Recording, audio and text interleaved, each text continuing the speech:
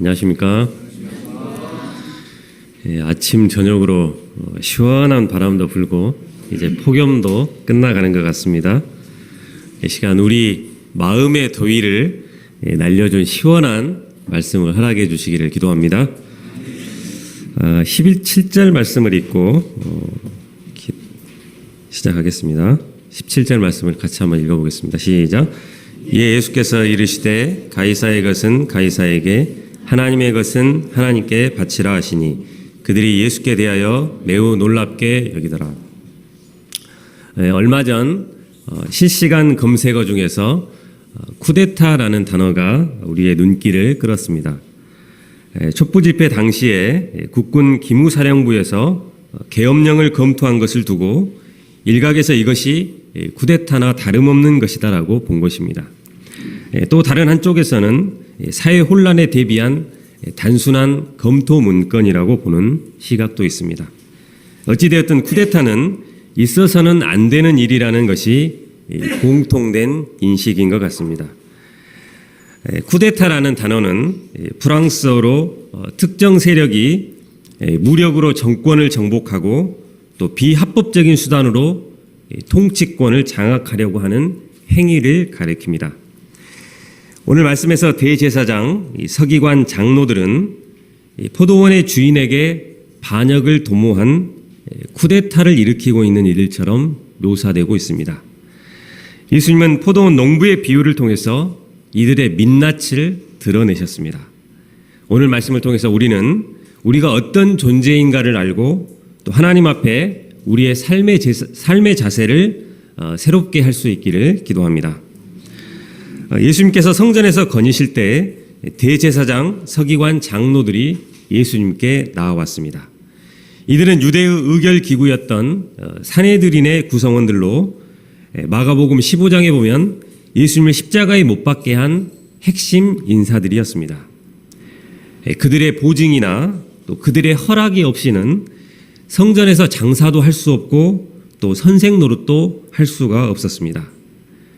그들이 예수님을 찾아온 것은 예수님이 그들의 허락도 없이 성전에서 매매하는 자들을 내쫓아버리고 또 돈 바꾸는 자, 또 비둘기 파는 자들의 상과 의자를 둘러 엎으시는 등 임의로 행동을 해서 그들의 심기를 매우 불편하게 하였기 때문입니다. 그들은 가진 권위를 다 뽐내면서 예수님을 겁주고자 했습니다. 자신들이 가진 권위를 가지고 예수님을 굴복시키고자 했습니다. 그래서 그들은 예수님께 다짜고짜 마치 신문을 하듯이 물었습니다. 무슨 권위로 이런 일을 하느냐? 누가 이런 일할 권위를 주었느냐? 그들의 목에 힘줄과 또 핏대가 보이는 것 같습니다. 당시 최고 권력의 정점에 있는 이들이 이렇게 핏대를 세워가며 묻게 되면 누구라도 고개를 숙이게 될 것 같습니다. 그런데 예수님의 대답이 무엇이었습니까? 29절, 30절을 보십시오. 예수께서 이르시되 나도 한 말을 너희에게 물으리니 대답하라. 그리하면 나도 무슨 권세로 이런 일을 하는지 이르리라. 요한의 세례가 하늘로부터냐 사람으로부터냐 내게 대답하라. 이는 예수님께서 곤란한 대답을 회피하기 위한 것이 아니었습니다. 이와 같이 되묻는 질문은 당시 랍비들이 공공연하게 사용하는 방법이었습니다. 되묻기 방식은 질문하는 자들이 스스로 대답을 하는 과정을 통해서 스스로 깨달아 알도록 하는 방식이었습니다. 안식일에 대해 논쟁이 일어났을 때도 되묻기 방식으로 답하셨습니다. 예수님의 예루살렘 입성과 또 성전 정화 사건, 그리고 예수님의 가르침을 생각해 보면서 예수님이 누구신지 또 예수님 앞에서 어떤 자세를 가져야 하는지 생각해 보도록 기회를 주셨습니다. 그들은 예수님의 질문을 받고 의논을 시작했습니다. 요한의 세례는 요한의 사역을 특징 짓는 것으로 그의 사역 전체를 대표하는 것이었습니다. 그런데 그의 사역은 예수님의 사역을 준비하는 것이었습니다. 그는 예수님을 자신보다 능력이 많으신 분으로 그리고 물이 아니라 성령으로 세례를 주실 분으로 증거했습니다.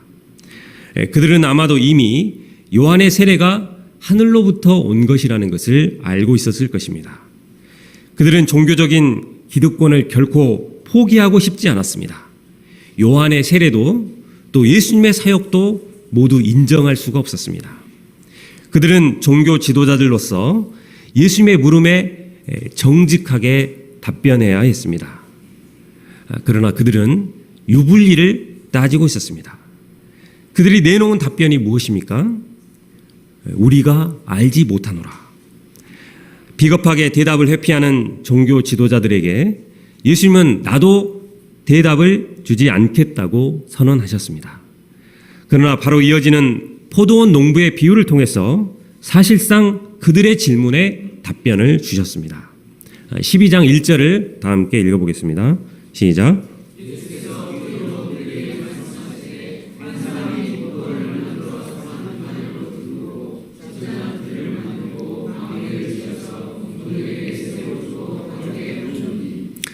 한 사람이 포도원을 만들었습니다. 여우가 들어와서 포도원을 만들어 한 사람이 포도원을 만들었습니다. 여우가 들어와서 포도나무를 짓밟지 않도록 산 울타리를 둘렀습니다.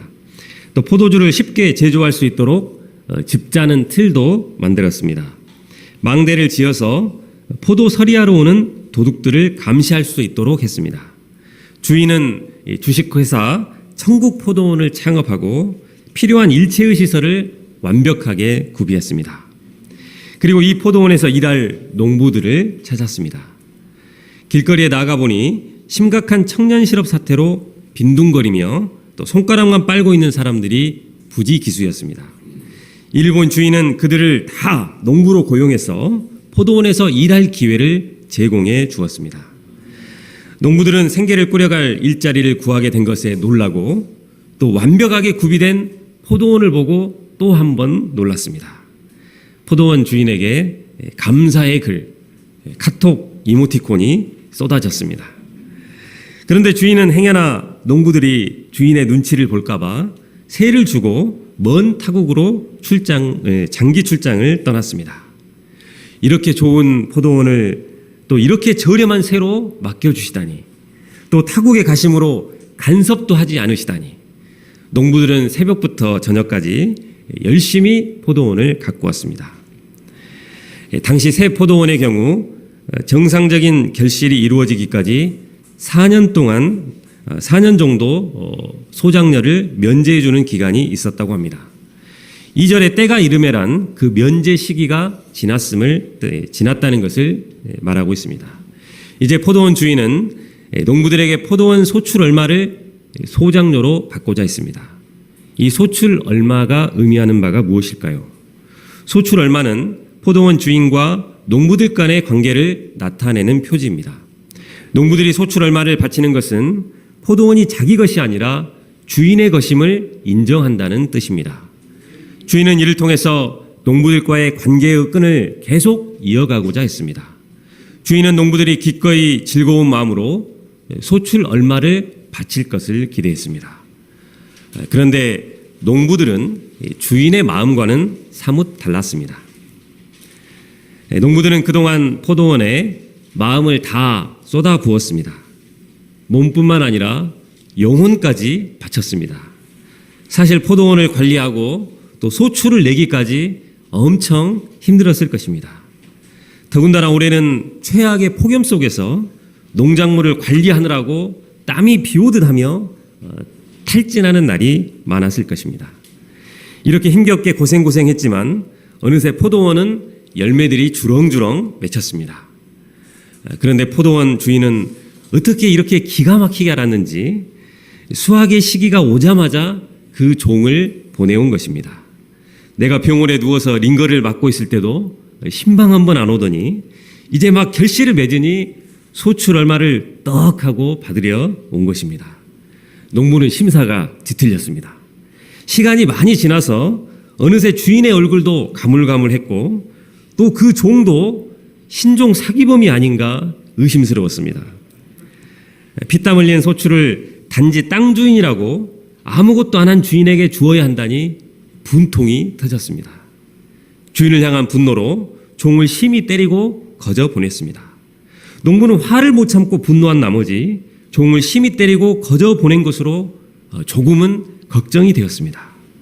이러다가 포도원을 강제로 빼앗기는 것은 아닌지 염려가 되었습니다. 그런데 또 얼마가 지났을까 다시 한 종이 왔습니다. 이번에도 주인의 종은 소출 얼마를 달라고 했습니다. 종을 보자 걱정했던 마음은 온데간데 없고 다시 짜증이 확 올라왔습니다. 감히 내 포도원에 소출을 달라고 하는 그들이 칼만 안 들었지 강도같이 여겨졌습니다.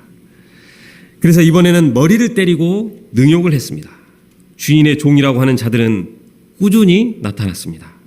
농부는 이제 주인의 종이라고 하는 자들이 진짜인가 의심도 들었습니다.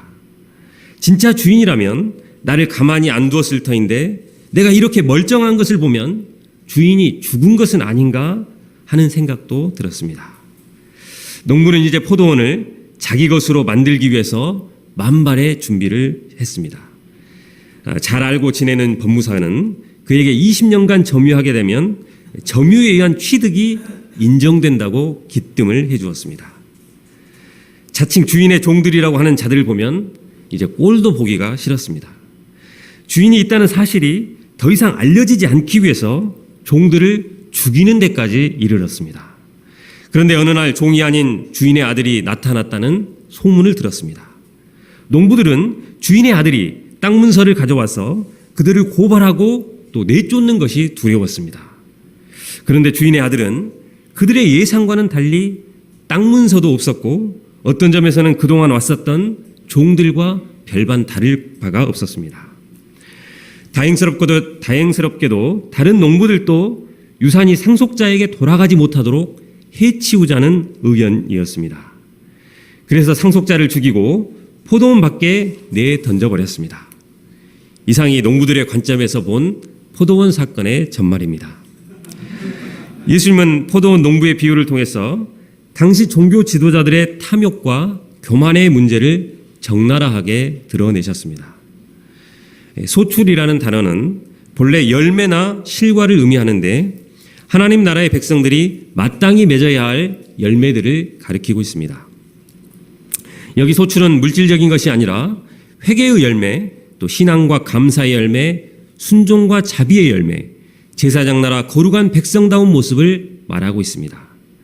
이스라엘은 하나님의 특별한 축복을 받은 나라였습니다. 시편 80편 8절에 보면 하나님께서 한 포도나무를 애굽에서 가져다가 가나안 땅에 심으셨다고 했습니다. 또 이사야서 5장 1, 2절은 이렇게 말하고 있습니다. 나는 내가 사랑하는 자를 위하여 노래하되 내가 사랑하는 자의 포도원을 노래하리라. 내가 사랑하는 자에게 포도원이 있으며 심히 기름진 사내로다. 땅을 파서 돌을 제하고 극상품 포도나무를 심었도다. 그 중에 망대를 세웠고 그 안에 술틀을 팠도다. 좋은 포도 맺기를 바랬더니 들포도를 맺혔도다. 이처럼 이스라엘은 하나님이 심은 극상품 포도나무와 같았습니다.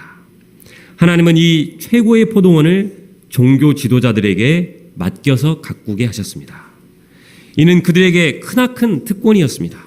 그들은 이스라엘이라는 포도원을 잘 가꾸어서 하나님께 소출로 드려야 했습니다. 곧 백성들을 거룩한 백성, 제사장 나라가 되도록 도와서 전 세계를 구원하고자 하시는 하나님의 뜻을 섬겨야 했습니다. 그러나 그들은 선민의식에 사로잡혀서 하나님의 뜻을 저버렸습니다. 교권을 장악하고 백성들로부터 존경을 받으면서 하나님께로 돌려져야 할 영광을 자신들이 독차지해버렸습니다. 성전을 중심으로 각종 이권에 깊숙이 개입해서 돈 버는데 더 관심이 있었습니다. 그들은 하나님을 왕으로 모시기를 거절했습니다. 스스로 왕이 되어서 각자 소견에 옳은 대로 행했습니다. 이에 하나님께서는 수많은 선지자들을 보내어서 끊임없이 회개를 촉구하셨습니다. 그러나 이스라엘은 이 하나님의 자비하신 손길을 뿌리치고 도리어 선지자들을 때리고 모욕하고 죽이기까지 했습니다. 이처럼 포도원 농부의 비유 속에는 지나온 이스라엘의 역사가 축약되어 있습니다. 뿐만 아니라 이 비유는 우리로 하여금 창세기 2장 3장을 떠올리게 합니다. 하나님께서는 사람들을 위해서 모든 것이 준비된 에덴 동산을 창설하셨습니다. 거기에 아담을 두시고 그 땅을 관리하고 경작하도록 하셨습니다. 아담은 동산 모든 나무의 실과를 임의로 먹으면서 또 무한대의 자유를 누리며 행복하게 살 수가 있었습니다. 하나님은 다만 아담이 선악을 알게 하는 나무의 실과를 먹지 말도록 하셨습니다. 이 선악과는 아담에게 너는 이 세상의 주인이 아니라 내 위에 너의 창조주가 계시며 또 주인이 계시다는 것을 나타내는 표지였습니다.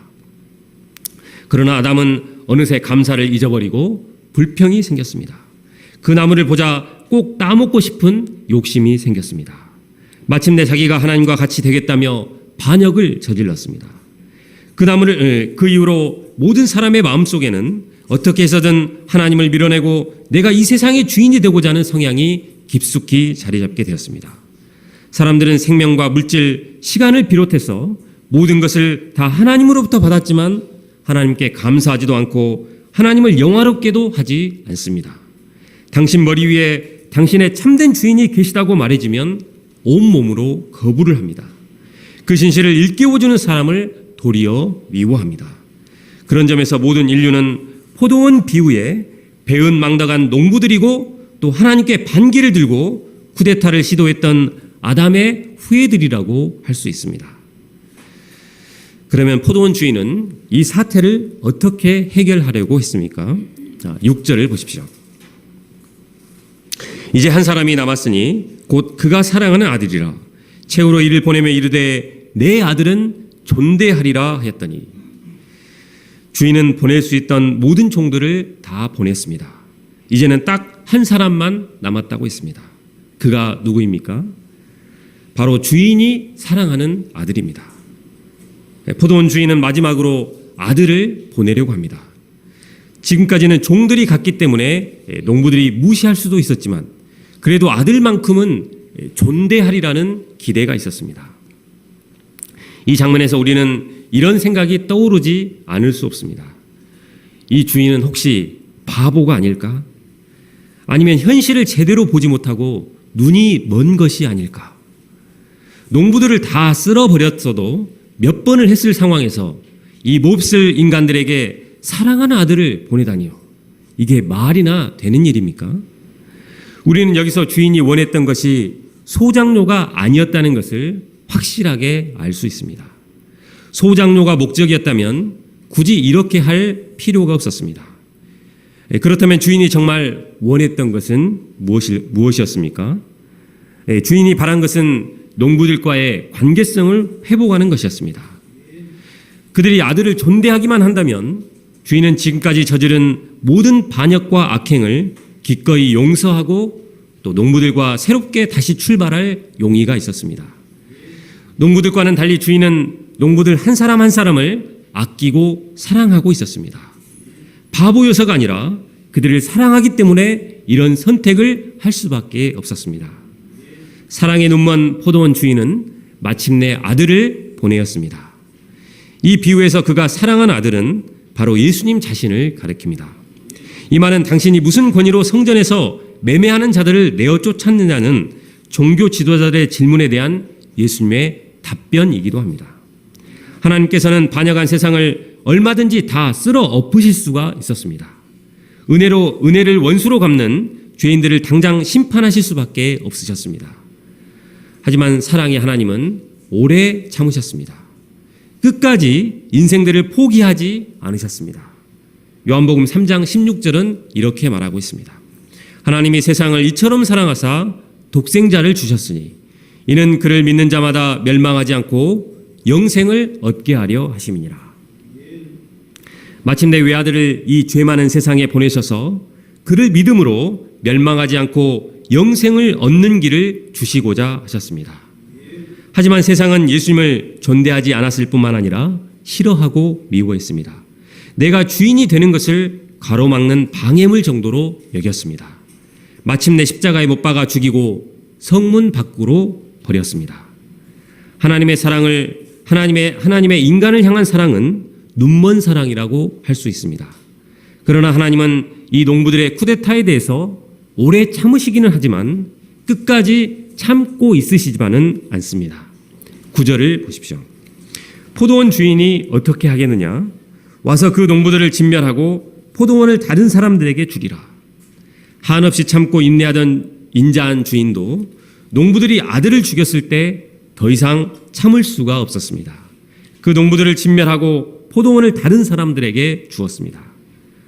농부들은 진멸을 당하고 또 포도원은 다른 사람의 것이 되어버렸습니다. 농부들은 포도원을 자기 것으로 만들려고 했던 시도는 다 헛된 시도였습니다. 자기 것이 되지도 못했을 뿐더러 포도원에서 일할 수 있는 특권도 잃어버리고 모든 것을 잃어버렸습니다. 정말 바보는 따로 있었습니다. 애초에 자기 것이 아닌 것을 자기 것으로 삼으려 했던 농부들이야말로 어리석은 바보였습니다. 실제 이스라엘은 기원 후 70년 로마 장군 디도에 의해서 예루살렘과 성전은 철저하게 파괴되었고 또 유대인들은 전 세계로 뿔뿔이 흩어지게 되었습니다. 예수님은 포도원 비유를 시편 118편 25절을 인용해서 마감하셨습니다. 10절, 11절을 다 함께 읽어보겠습니다. 시작.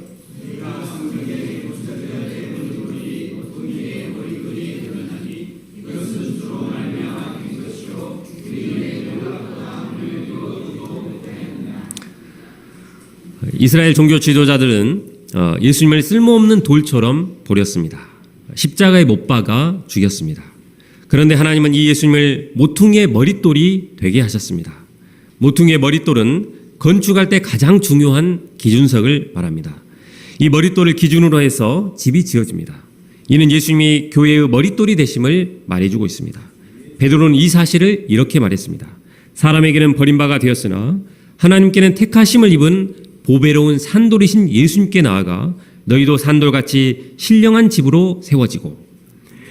종교 지도자들은 예수님을 십자가에 못 박아 죽이지만 하나님은 예수님을 사흘 만에 부활시키시고 모퉁이의 머릿돌, 구원의 머릿돌이 되게 하셨습니다. 이 모든 것은 하나님으로 말미암아 된 것이요 또 우리 눈에 놀랍습니다. 참으로 하나님의 능력과 지혜는 측량할 수가 없습니다. 하나님을 찬양합니다. 12절에 보면 그들은 예수님의 비유가 자기들을 가리켜 말씀하신 것인 줄을 알았습니다. 이를 볼 때 그들이 머리가 나쁘지 않다는 것을 알 수 있습니다. 알았으면 어떻게 해야 되겠습니까? 당장 그 자리에서 회개하고 돌이켜야 했습니다. 그러나 그 다음으로 이어지는 말씀은 잡고자 하되였습니다. 그들은 알면서도 회개하지 않았습니다.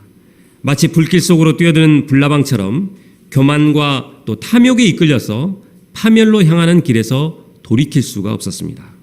이 모습은 사람의 마음속에 자기가 주인이 되고자 하는 열망이 얼마나 강력하고 또 끈질긴 것인가를 잘 드러내주고 있습니다. 13절을 보십시오. 그들이 예수의 말씀을 책잡으려 하여 바리새인과 헤롯 당 중에서 사람을 보내매. 바리새인은 반노마파이고 또 헤롯 당은 친노마파로 서로 적대 관계였습니다. 그런데 예수님을 죽이기 위해서 이들은 뭉쳤습니다. 그들이 와서 무슨 말을 했습니까? 14절 상반절을 보십시오. 와서 이르되 선생님이여 우리가 아노니 당신은 참되시고 아무도 꺼리는 일이 없으시니 이는 사람을 외모로 보지 않고 오직 진리로서 하나님의 도를 가르치심이니이다. 악한 마음을 품고 있으면서 어떻게 이렇게 아름다운 말을 청산유수처럼 할 수 있을까요? 이들은 정말 정치 구단들 같습니다. 그들은 예수님이 묵비권을 행사하신다든지 하여 대답을 피해갈 수 없도록 철저하게 포석을 먼저 깔았습니다. 그들의 마음은 위선으로 가득했지만 그들의 말은 예수님에게 꼭 맞는 말씀입니다. 그럼 그들의 질문이 무엇입니까? 14절 하반절, 15절 상반절을 보십시오. 가이사에게 세금을 바치는 것이 옳으니까 옳지 아니냐니까 우리가 바치리이까 말리이까. 이 질문은 간음 중에 잡힌 여인을 끌고 와서 돌로 치리이까 말리이까라고 한 질문과 거의 유사합니다. 여기서 세금은 로마가 유대인 성인들 모두에게 1년에 한 번 1데나리온에 거두는 인두세를 말하고 있습니다. 그런데 당시 조세 거부가 대단했고 또 AD 6년에는 큰 폭동까지 일어났다고 합니다. 그리고 열심 당원들은 로마에 세금 내는 것을 매국 행위라고 비난하고 폭력을 행사했습니다. 이런 첨예한 문제 앞에서 예수님께서 만일 가이사에게 세금을 바치라고 하면 민족의 반역자로 낙인 찍히게 되고 또 백성들이 더 이상 따르지 않게 될 것입니다. 이것이 바리새인들의 노림수였습니다. 다음으로 가이사에게 세금을 바치지 말라고 하면 헤롯 당이 당장 예수님을 로마 총독에 고발할 것입니다. 이 진퇴양난의 질문 앞에 그러면 예수님은 어떻게 하셨습니까? 15절 16절을 다 함께 읽어보겠습니다. 시작.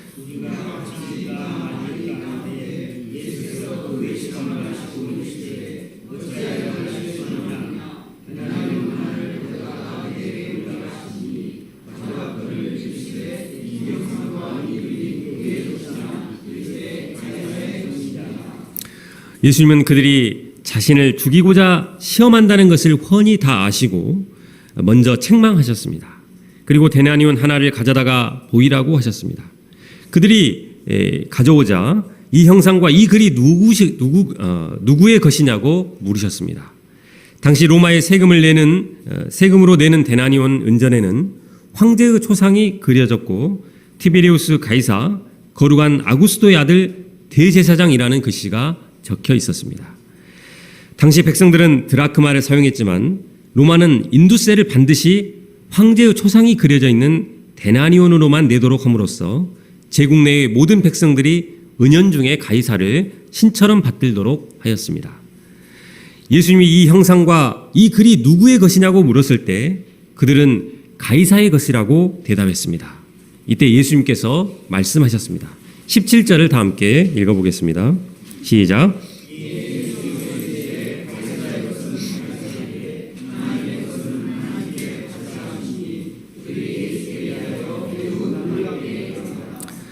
먼저 예수님은 가이사의 것은 가이사에게 바치라고 하셨습니다. 나중에 종교 지도자들이 빌라도에게 예수님을 고발할 때 이자가 가이사에게 세금 바치는 것을 금하나이다 라고 했는데 그것은 거짓말입니다. 예수님은 가이사에게 세금 바치는 것을 인정하셨습니다. 당시 초대 기독교인들은 로마의 도로 체계와 또 비교적 안정된 평화와 질서를 이용해서 복음을 전파할 수가 있었습니다. 우리가 국가의 상하수도와 도로와 여러 가지 공공 인프라를 이용한다면 당연히 세금을 지불할 의무도 있는 것입니다. 가이사의 것은 가이사에게라고 하시므로 예수님은 세속 국가에 대한 국민의 의무를 인정하셨습니다. 가이사의 것은 가이사에게, 하나님의 것은 하나님께 바치라. 여기서 가이사의 것은 가이사에게라는 말씀보다 하나님의 것은 하나님께 바치라는 말씀을 예수님은 더 강조하셨습니다. 왜냐하면 우리가 하나님께 빚졌다는 사실에 비교하면 가이사에게 세금을 바치는 것은 아주 사소한 일에 불과하기 때문입니다. 가이사는 로마를 다스리고 있지만 하나님은 가이사 위에서 가이사를 다스릴 뿐만 아니라 또 온 세상을 다스리고 계십니다. 가이사는 하나님이 허용하신 범위 안에서 제한된 권세를 행사하지만 하나님의 권세는 미치지 않는 곳이 없습니다. 가이사는 세금을 비롯하여 몇 가지로 백성들에게 주권을 행사하시지만 하나님은 우리 모든 것에 주권을 행사하시는 분이십니다. 하나님의 것은 하나님께 바치라. 여기서 바치라는 동사는 돌려주다, 원주인에게 돌린다는 뜻입니다. 이 말씀 앞에 우리는 내게 있는 모든 것의 원주인이 하나님이심을 고백하며 또 하나님께 돌려드려야 함을 알 수 있습니다. 내게 있는 모든 것을 또 구원받은 그 생명과 물질과 사명과 직장과 여러 재능과 또 모든 것이 다 하나님으로부터 온 것들입니다. 그러므로 우리는 나의 삶을 하나님께 드려야 합니다. 마음과 뜻과 목숨과 힘을 다해 하나님을 섬겨야 합니다. 그리고 내게 있는 모든 것을 아낌없이 다 하나님께 바친 후에 이렇게 고백해야 합니다. 주님께서 주신 것을 주님께 돌려드렸을 뿐입니다. 바리새인과 헤롯 당은 세금에 관한 시험을 했지만 예수님은 더 나아가 그들에게 하나님의 것을 하나님께 바치라는 진리를 말씀해 주고 있습니다. 그들은 예수님을 시험에 빠뜨리지 못했을 뿐만 아니라 도리어 하나님의 것을 하나님께 바치고 있지 않는 자신의 죄악된 모습을 돌아보아야 했습니다. 바리새인들을 비롯해서 당시 종교 지도자들은 하나님의 것을 하나님께 바치지 않고 도리어 자신들이 착복했습니다. 청지기로서가 아니라 주인처럼 행세를 하였고 또 권세를 누리고 교권을 휘둘렀습니다. 그들의 모습은 악한 포도원 농부들의 모습 그대로입니다. 그들의 결국이 어떻게 되겠습니까? 우리들은 이런 종교 지도자들을 반면교사로 삼아서 하나님의 것을 하나님께 온전히 바치는 겸손한 청지기들로 살아갈 수 있기를 기도합니다. 결론적으로 오늘 포도원 농부의 비유를 통해 하나님께 받은 축복을 잘 감당해야 함을 배웠습니다. 축복을 잘 감당하지 못하면 그 축복이 다른 사람이나 모임이나 나라로 옮겨진다는 경고를 받았습니다. 하나님이 우리 모임에 주신 캠퍼스 포도원의 축복을 우리가 계속 겸손함으로 잘 감당할 수 있기를 기도합니다. 우리 인생에게 주신 모든 것이 하나님의 것임을 배웠습니다. 하나님의 백성으로서 하나님께로부터 온 것은 하나님께로 돌려드릴 수 있기를 기도합니다. 17절 말씀을 요절 말씀으로 읽고 기도하고 마치겠습니다. 시작. 이에 예수께서 이르시되 가이사의 것은 가이사에게 하나님의 것은 하나님께 바치라 하시니 그들이 예수께 대하여 매우 놀랍게 여기더라. 사랑과 은혜가 충만하신 하나님 아버지, 이 시간 말씀을 통해 은혜 주심을 감사합니다. 우리 인생들이 하나님의 형상대로 지음받은 모든 것이 하나님께로부터 온 것임을 깨우쳐 주셔서 감사를 드립니다. 우리의 교만과 탐심의 죄를 애통히 회개하고 우리 인생의 주인 되신 하나님께 우리의 소초를 돌려드리고 우리의 허락하신 캠퍼스 포도원에서 아름다운 열매 맺는 삶을 살아갈 수 있기를 기도합니다. 예수님의 이름으로 기도합니다.